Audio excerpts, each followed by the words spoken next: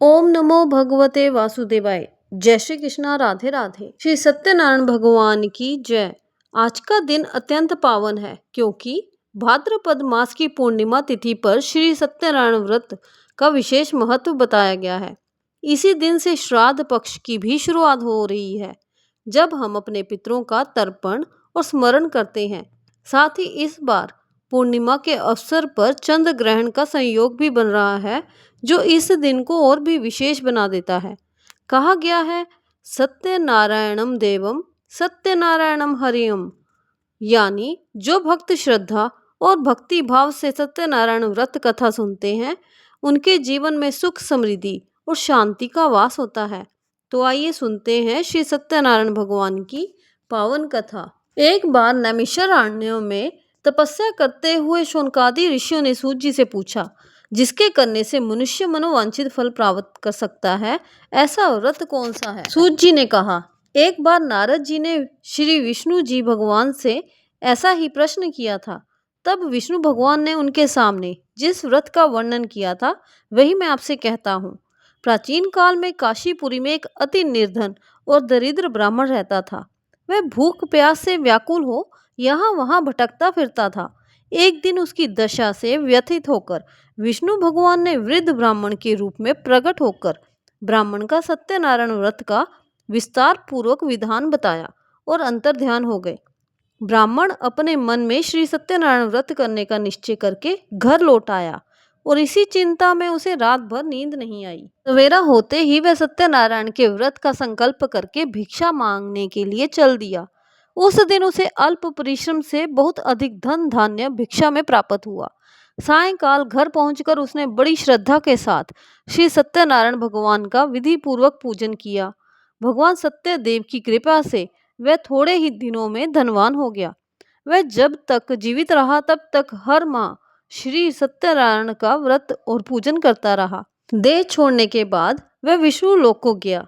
सूत जी पुनः बोले कि एक दिन वह ब्राह्मण अपने बंधु बांधवों के साथ बैठा ध्यान मगन हो श्री सत्यदेव की कथा सुन रहा था। तभी भूख प्यास से व्याकुल एक लक्कड़हारा वहां जा पहुंचा। वह भी भूख प्यास भूलकर कथा सुनने बैठ गया। कथा की समाप्ति पर उसने प्रसाद ग्रहण किया और जल पिया। फिर उसने ब्राह्मण से इस कथा के बारे में पूछा तो उसने बताया, ये सत्यनारायण भगवान का व्रत है जो मनोवांछित फल देने वाला है। पहले मैं बहुत दरिद्र था, इस व्रत के प्रभाव से ही मुझे ये सब वैभव प्राप्त हुआ है। ये सुनकर लक्कड़हारा बहुत प्रसन्न हुआ और मन ही मन श्री सत्यनारायण के व्रत और पूजन का निश्चय करता हुआ लकड़ी बेचने के लिए बाजार की ओर चल पड़ा। उस दिन लकड़हारे को लकड़ियों का दुगना दाम मिला। उन्हीं पैसों से उसने केले, दूध, दही आदि पूजन की सारी सामग्री खरीद ली और घर चला गया। घर पहुंचकर उसने कुटुंबियों और पड़ोसियों को बुलाकर विधि पूर्वक भगवान श्री सत्यनारायण का पूजन किया। भगवान सत्यनारायण की कृपा से वह थोड़े ही दिनों में संपन्न हो गया। सूत जी ने फिर कहा, प्राचीन काल में उल्का मुख नाम का राजा हुआ था। वह और उसकी रानी दोनों बड़े धर्मनिष्ठ थे।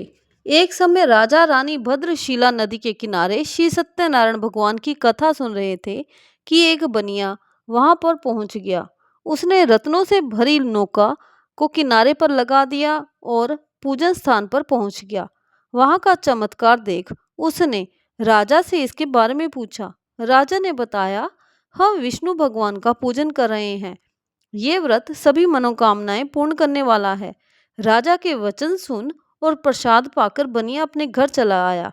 घर पहुंचकर उसने अपनी पति से व्रत का वृतांत कहा और संकल्प किया, मैं भी संतान होने पर यह व्रत करूंगा।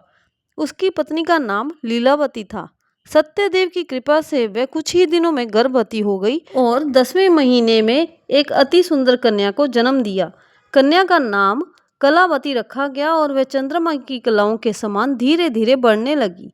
एक दिन अवसर पाकर लीलावती ने अपने पति को सत्यदेव का व्रत करने की बात याद दिलाई तो उसने कहा, मैं ये व्रत कन्या के विवाह के समय करूंगा।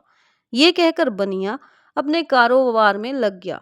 जब कन्या विवाह के योग्य हो गई तो उसने दूतों द्वारा खोज कराकर कंचनपुर नगर के बनिए के सुंदर, सुशील और गुणवान लड़के के साथ उसका विवाह करा दिया।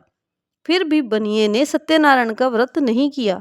इससे श्री सत्यनारायण भगवान जी अप्रसन्न हो गए। कुछ ही दिनों बाद बनिया अपने दामाद को साथ लेकर समुद्र के किनारे रत्नसारपुर में व्यापार करने लगा।